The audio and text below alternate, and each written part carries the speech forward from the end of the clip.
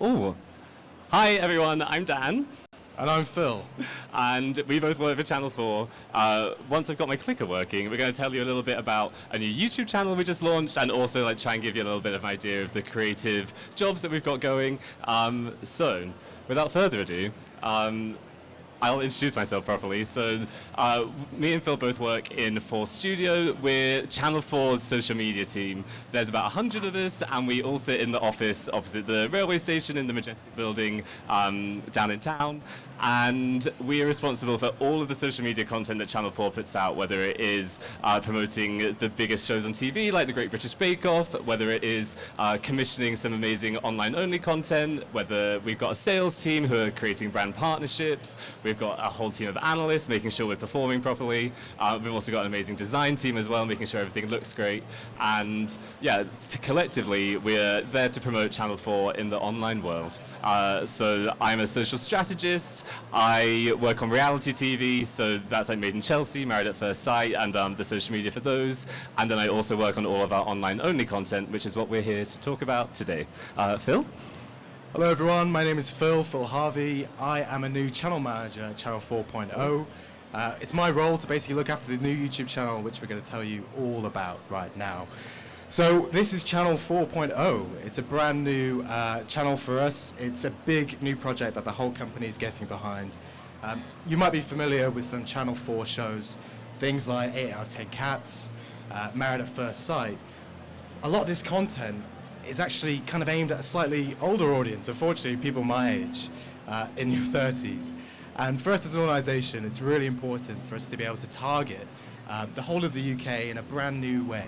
So for us, we've launched this brand new channel, Channel 4.0, to try and target that new audience that thinks is younger, that audience that is more metropolitan and consuming content online.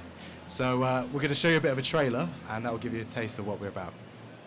We're hopefully going to do that, but my little clicker is not being as reliable as I was led to believe it might be. But fingers crossed.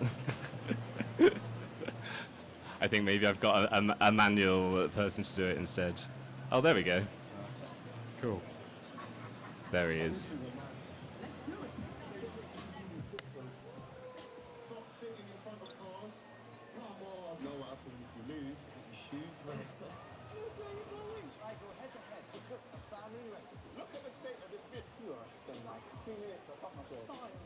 One person will lose control of their phone to their mates. Don't go to my mum, you know. It's the more damaging reputation. We'll make custom jewelry for anyone with deep pockets. Rappers, footballers, celebrities, Come to me, the oldest, whitest tribe in England. I want to introduce you to people busy. Yeah. Protector, Pum Injector, IEMC, Hannibal Lecter, yeah, Rob Lee for the power. What? If they don't deep in space, they can only take home the glance if they get through my obstacle course designed to seriously beat them up. It's okay. This is just on the internet forever. It's fine. So that's what we've spent the last few months working on. But when we were sitting down thinking about this presentation, we were basically trying to think, and I'm so sorry. I feel like I'm feeling your pain though with the. Yeah. Fabulous. We thought, what would we want to know? And we thought maybe it'd be all the different kinds of job that exist in this sphere to get a YouTube channel from an idea in a meeting to looking like it is today.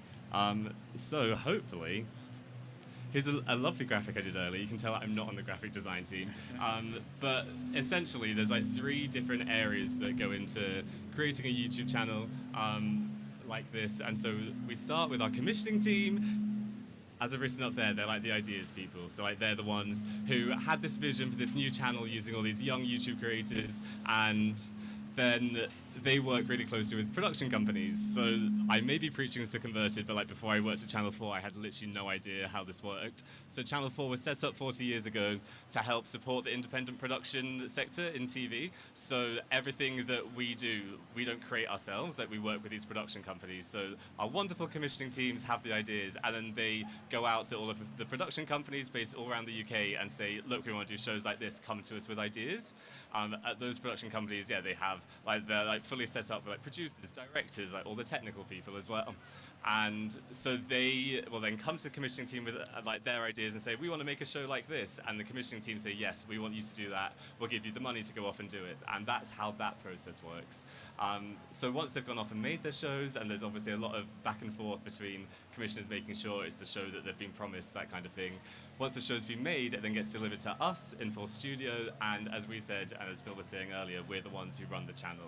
So we'll make sure everything's looking great. Phil writes amazing copy. We do all the design for it, and post it out there and like manage that community and build that community hopefully. And then you'll see that I've done it in a nice little circle, because then there's a little loop at the end where, depending on what's happening. Thank you so much for sorting out our sound. Depending on what's happening, we'll say that food show's doing amazingly, we want more of that, and feed that back into the commissioning team, who'll then go and find us some more shows on food. Or we'll say we want another fashion show because that's performing really well, and then they'll go off and do that. So we work, hopefully, in a nice harmonious loop. Yeah? Cool. Did I miss anything? No, that's perfect. I hit it to the T. So I'm going to tell you a little bit about the day in the life of a channel manager, which does not have a wonderful graphic on there, so apologies for that. But basically, the channel manager role is a new role at Channel 4.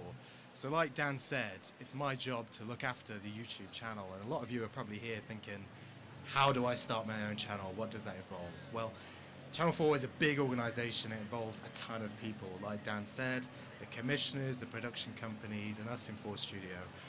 On a day-to-day, I basically communicate with a lot of designers, and I say, hey, we need a really good thumbnail for this video. Can we please use this image, and make sure it's got some really bright colors, and basically trying to get the people into the YouTube video as best as we can. A big part of my role is then writing copy. So no YouTube video is going to do well without the title, without the copy description, stuff that matches the tone of voice of the channel that we're creating. And of course, the tone of voice of our audience, who we're trying to reflect and really trying to target with Channel 4.0. Of course, between all that, there's a ton of meetings and a ton of collaboration too. But it's a really, really creative role, and one that I never thought I'd find myself in. I trained as a journalist, and I'm here today working for one of the biggest UK broadcasters. And it's so great to work with such a good group of really collaborative, great people at the peak of their creative careers. That was a wonderful way to end. We'll stop talking about ourselves now, but I believe there's some kind of panel situation going on, but we'll just be told what to do. Thank you both. Yes, there is. So we'll just welcome a couple of others to the stage. Hello. Nice. Well done. Thanks. So who have we? Over here somewhere. No, you join over there. It's all good. I'm Jordan. Okay. Nice to meet you. So, Matt.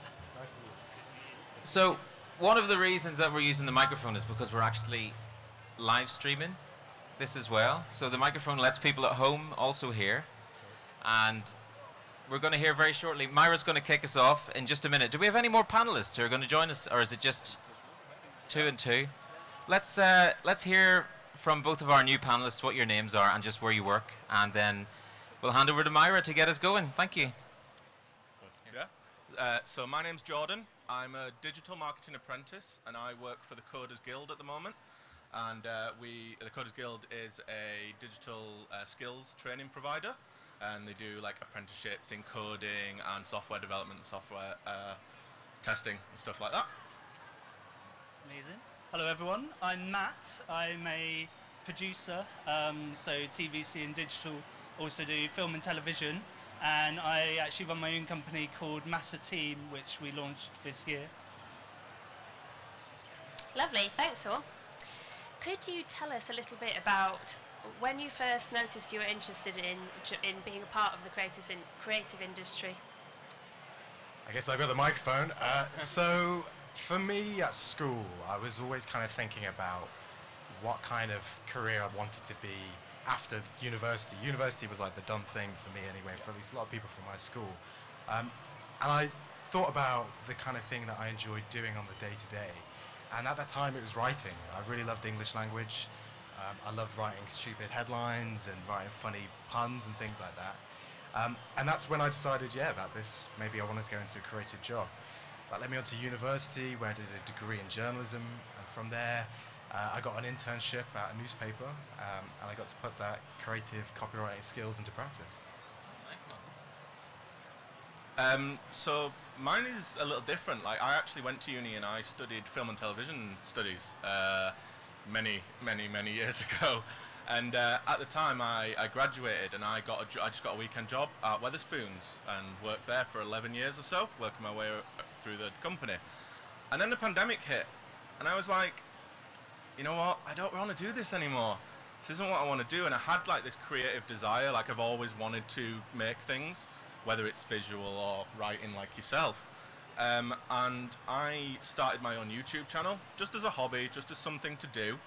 And, you know, I'm not going to sit here and be like, I grew it massively, because that's not true. But it helped me hone skills and practice, video editing, script writing, graphic design, all those kinds of things. All these things that I was interested in. And I managed to use that to get the current role that I have now, to get a new job, to get myself out of hospitality and into the creative industry, something that I want to do, yeah. So mine was quite weird. I grew up behind a film studio. So I come from London, a place called Elstree, and literally every day as a child, there's a film studio out my window. So it's like, you know, this is my town. I'm going to be a filmmaker. I'm going to be one of Bournemwood producers. You know, when you live in the town, it has a real energy about film, a real history. So, yeah, it was kind of in the blood, just being from that town. But then you realise that's very dreamy. So I was also quite interested in kind of history and kind of telling the stories kind of the UK and our past and our older writers are so much into period dramas, like really obsessed. So I went to uni to study film management, and then started to realise actually it's not all about yourself, it's very much a collaboration. And we kind of realised at uni that you have all these tools. You have suddenly DOPs, you have people interested in sound, you have people with cameras, there's all this equipment. And then we started to develop short films, and I think that's really where the energy came to actually develop something together. And then I really figured that like pulling that together logistically was actually very fulfilling. So I then actually worked at Elstree Studios after university as a development producer, and did a lot of film development with a company there, and then slowly kind of still building short films, still building that portfolio, still learning how everything comes together, and then it kind of just went from there really. I feel like I was at uni, loved doing the student radio, and then like was like probably want to do something like marketing-y. Did like a week's work experience at the BBC, applying to those like classic like official online work experience placements, and that was really fun. And then I applied to the civil service fast stream and like this communications role, and so like got sent around like different government departments doing comms for them. Did this amazing job where I was basically doing social media for the department responsible for like pets and food. So I was just being sent around to like food factories, and then like to Hampstead Heath to like follow dogs around about pet travel. I was like, this is such a fun job. Social media is for me. And then off the back of that, applied to the Channel 4 and got the role there. That's so good, so good. Right, what I really want to know is, because there are over 1,000 people here right now, just in this 2 to 3 hour slot, and I'd like to know who, just cast your mind back, who, if you think about it, would have been a really great mentor or a teacher or somebody who gave you your first chance to get into the industry or really supported you to develop your career. So just tell us a little bit about somebody who helped you on your way. Does anyone have one? Just kick off if you want to, or pass it on, yeah. So I've actually got kind of an antithesis to that story. And I say that because at school I did A-level graphic design. And I actually had a graphic design teacher who I wasn't a bit distracted student, creatives, you know what it's like. constantly talking and maybe not not hugely focused. And let's say like I got a pretty bad grade at school, right? My graphics teacher gave me an E, and I later on became a motion graphics designer. And in a way, that person, it kind of like, I would say it's an antithesis because it gave me the encouragement to actually, you know, prove that I am capable of doing something and I am capable of achieving a lot. And I guess in a way, like, it's probably not carrying the sentiment of your question, but it really gave me a lot of encouragement is to kind of prove people wrong and try and achieve the most that I can do and be the best I can do. So if your grades right now aren't exactly what you're expecting, like, don't worry about that because you really do get the opportunity to like carve out a career for yourself in the creative industries, and it's not at all as how like school often tends to grade you, which tends to be through exams and coursework and things like that. Yeah, I'm quite similar in that I can't fully answer the question because a lot of my background, I'm self-taught, and I taught myself just in my bedroom at home, like making things. But like I said, I used those skills that I learned to therefore get my first role in the creative industry now. So, like I said, the people that took that chance on me would be my current employers. And that's all I ever needed, just that one chance, and then I took it with both hands and just ran with it, and this is where I am now. I'm quite the same in terms of third year at uni didn't go too well in terms of, and maybe it's how universities can grade sometimes, especially film. If you're on a film course, very collaborative, and they grade it collaboratively. So actually, our third year we really fell off from doing 2 good years. Our third year we actually had a lot of difficulties, and as you say, it doesn't matter because it's all about collaboration. I would say I met this amazing producer in Bournemouth.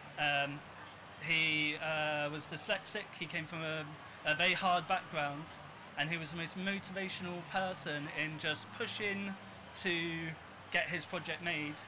And we worked together for the first few years quite a lot. And it's taken him 10 years from when I knew him. Last month he produced his film that he's been working on for 10 years.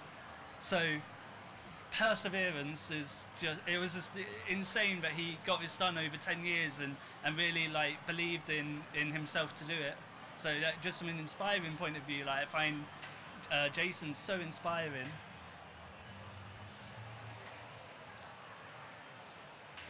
I feel like none of us have answered your question because you wanted some like nice inspirational teacher story, and like, none of us. Not at all. I just wanted to know what was the first kind of opening that happened, and it sounds like it was kind of confidence in yourself, because sometimes other people don't have confidence in you. Yeah. And it's good to hear that as well, because you need to screw your courage into the sticking place, don't you, if you're going to actually get on. So tell us. I'd say like because I definitely didn't have that network where like I knew like anyone working in an industry like this. I went to a careers fair like this and spoke to like someone who works in an advertising agency, and he gave me a week's work experience. And then I think that as soon as you've kind of got that on your CV, you have something to go to someone else and be like, oh, I did this thing, and like so that really opened up some. So like that was probably like my like break, as it were, but it's not really a break. That's just like going and talking to someone at a fair like this. So I probably had the same experience where like I probably like my school was the kind of school people went off to study like accounting and law. So like I definitely had people being like, you will like that's just not really a thing that you'll do. So yeah, I guess isn't that always the most motivating thing? Someone telling you not to do something. Totally. It's brilliant. Shall we take is there any questions from the audience? Any burning questions? Yeah. Right, this is actually going to come across as negative, and it's not meant to be. Can you define young? Oh, we got a great question. Channel 4 does a lot of trying to define young. on paper for us, young is 16 to 34. Right, okay, because when I saw that, because I've not got my my distance glasses on, I thought it was Channel 440, and I thought, yeah, I'm up for that. Brian, can I just give a pitch really quickly, right? Of course. I'm old. That means I've got more stories and less time to tell them, so give us a chance. Of course, yeah, and we've got a wonderful group of people at the Channel 4 still over there to go and give you a pitch to. I wish that we were in control of hiring people. But yeah. I think the message as well is, how can anybody who's inspired to get into the creative industries actually get into it? You know what I mean? So, and it's really important to be specific with the kind of support you're offering for specific groups of people. Otherwise, people don't necessarily feel invited. So maybe you need to do a Channel 440 as well. You know, maybe you need to do a Channel 440 plus, and maybe you need to do a Channel 416 plus. Who knows? Yeah, I would love another question. Who else has got something they'd like to ask? Oh, could you pass the microphone back for me? I'll run. Hi, do you all have contracts where you get a monthly salary? Are you all freelancers, and how does that work? Good question. Yeah, I have a contract with a salary. I'm actually freelance, and I'm on a day rate. It's normally 3-month contracts at a time, but obviously who knows where the future's going to lead with this new channel. Yeah, I'm the same. I have a contract because I'm doing an apprenticeship.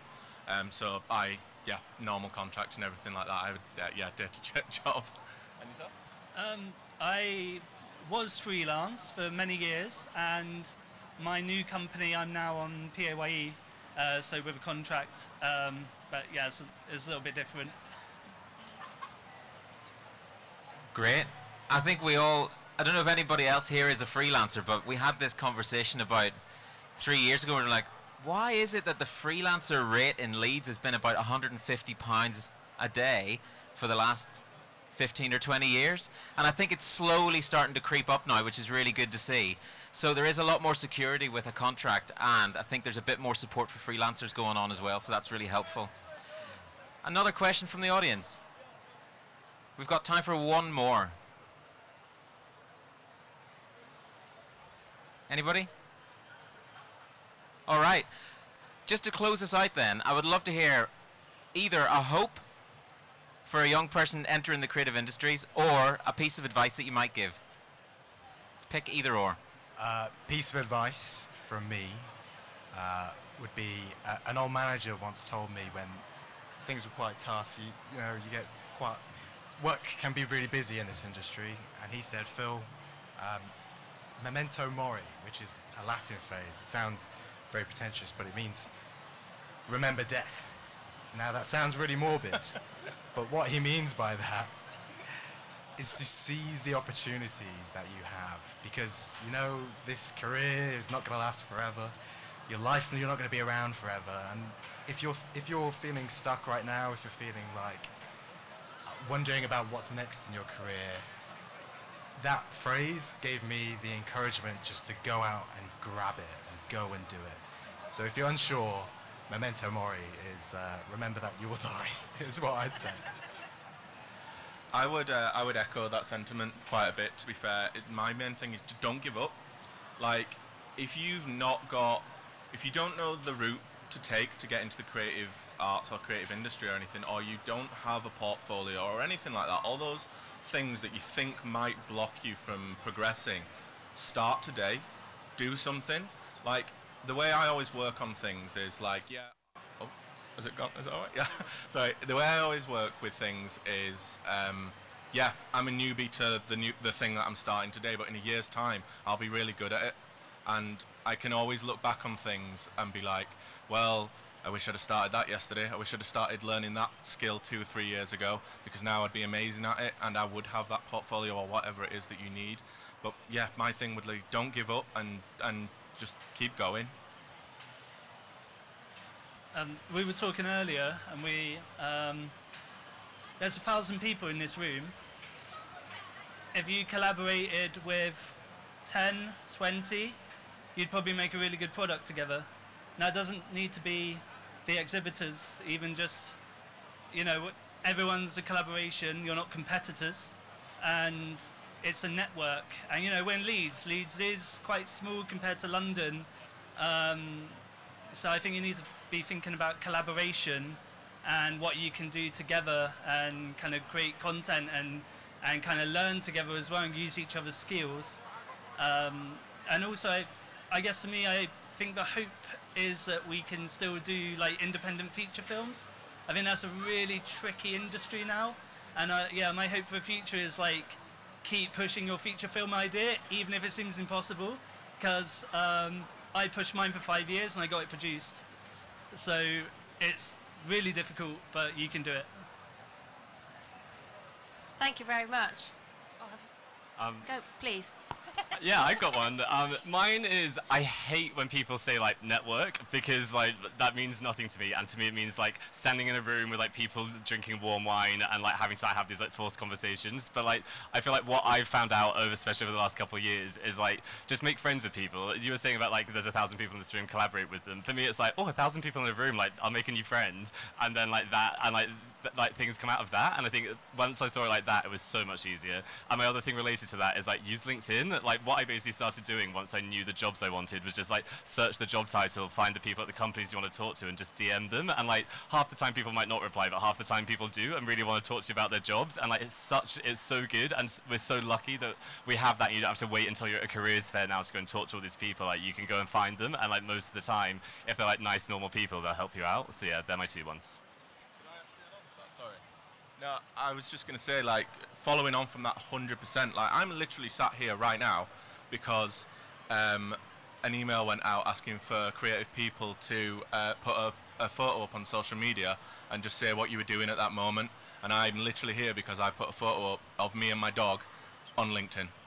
That's it. Do you know what I mean? Like, so, like, you can get places. I know what you mean. Like, the networking tag, I'm the same. Like, I don't want to do that.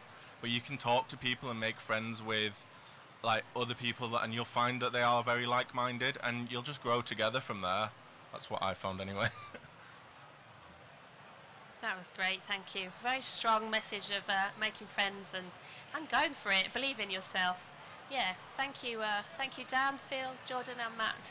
Thank you. Can we give them a round of applause for what they've shared today? Thank you very much. That's us. That's us. Great stuff.